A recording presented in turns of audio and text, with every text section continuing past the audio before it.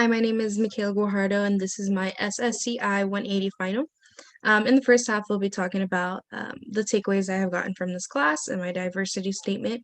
In the second half will be my interview with my sister, Larissa Guajardo. For my future career, I want to become a elementary school teacher. I'm still indecisive on the grade level I want to teach. However, I am aiming towards maybe first to third grade.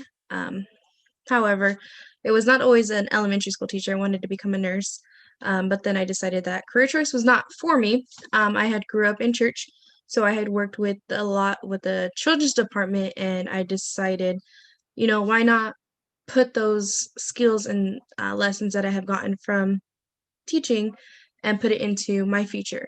So that is the reason why I want to become an elementary school teacher. Not only that, but to make a big impact on the students' lives and help them any way that I can, just like my previous teachers did. With my vision board, I had picked out some images along with quotes to represent my diversity statement. I want students to feel welcome despite of their background, religion, and race. Because in reality, we were all created equal. It even says that.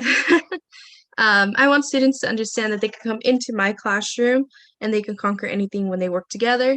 As stated from Mother Teresa, together we can do great things.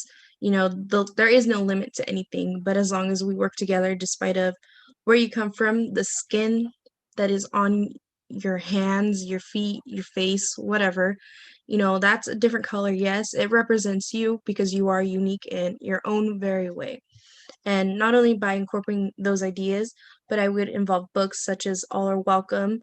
I would include quotes. I would include movements that had happened throughout this year, just to show kids that, look, you're not alone. These are 4 takeaways I have gotten from this class. Number 1, seeing race in everyday life.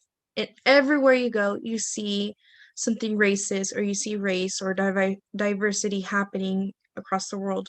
We have to stand up and we have to conquer, the little battles that we. Oh my God. Okay. On this slide is some 4 takeaways I had gotten from this class. Number 1, seeing race in everyday life. Everywhere we go, from the store to being with our family, to being with our friends, to being in a classroom, everywhere you go, you see race happening, and we need to make that change to stop it, to end it. Number 2 is how to deal with race. When you're face to face with race, you tend to forget, or you might put your ideas into it, your 2 cents in a way, and you just got to figure it out how to deal with it. Number 3, understand. Understand where that person's coming from. When you see someone attacking another person, such as because of their color, because of their religion, or because of their living situations, you need to step up and understand that person before you tend to become an attacker. Number 4, be a change. Be the change. You see things happening throughout the world. You want to be a change. You don't want to be on the sidelines supporting that or being a cheerleader for the opposite side. You want to see change. My diversity statement is diversity is something that should be taught on an everyday basis with the students. I want my students and every student that I come across to be involved into the class. I don't want them to feel left out because of the religion, race, or background. My future students will know that they are all welcome. They will also know that the skin that is on their hands, feet, and back is not what will define them, but what they do, such as hard work, team effort, and respect, is what will define them.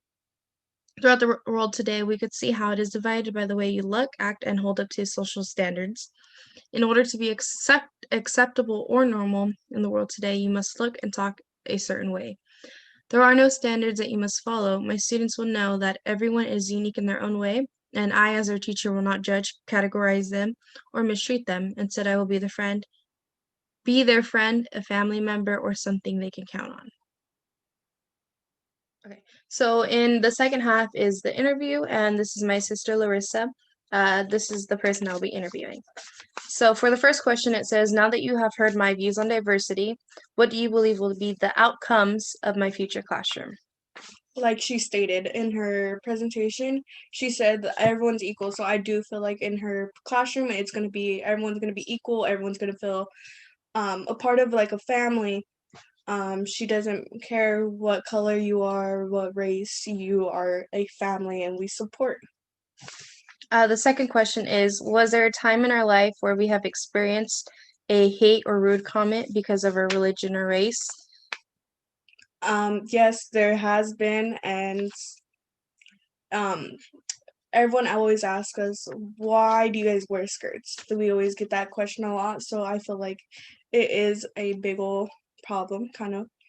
Um, and no, because sometimes we do get told, but not really. It depends on the occasion. It states as following, knowing me and my personality, how do you think I would react to a situation with race and diversity?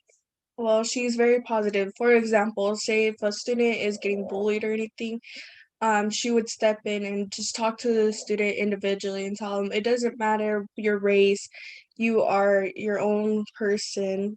And yeah. Yeah, every student will be unique. I don't want no one to be left out or bullied because of what they look like or their background. It doesn't matter who you are. I just want everyone to be loved and cherished. But thank you for taking time to look at my final project, and I hope you have a good day.